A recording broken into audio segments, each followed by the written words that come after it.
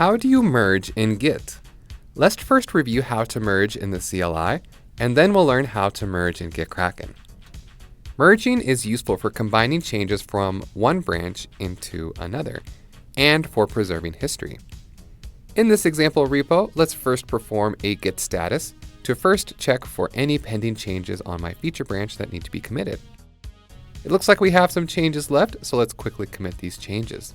First by staging the file, and then we'll commit and make sure to add a commit message.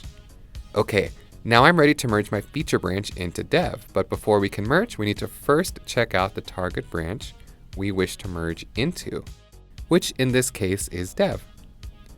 The CLI is already telling us that dev is behind, so let's perform a git pull to get the latest updates from our remote. And now we're finally ready to merge. To merge, use the command git merge and then the name of the branch.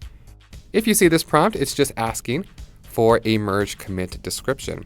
I'm fine with the default commit message we have here, so I'm just going to save and close the message editor. And with that, our merge is complete. All right, let's see how this works in GitKraken. Here we have a dev branch with changes we need to merge into production. To get the merge started, just drag and drop dev right on top of production. And then from here, we'll get the merge option from the context menu.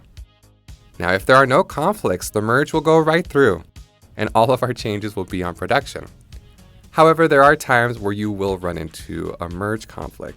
And if you do, GitKraken will pause the merge for you and inform you that at least one file conflict was found.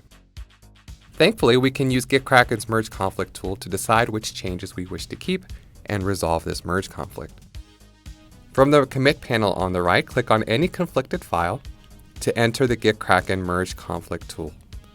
This editor allows you to choose which changes you wish to keep. So over here in A, all of A, or all of B, or maybe parts of B, or parts of both. Once you have made your changes for each of your conflicted files, you may then save and complete your merge. And then here we go. We just resolved all of our files. The merge has gone through. Hopefully that's a much easier experience than other conflicts you've had in the past. If you like this video, then check out other videos in this series, and we'll catch you in the next lesson.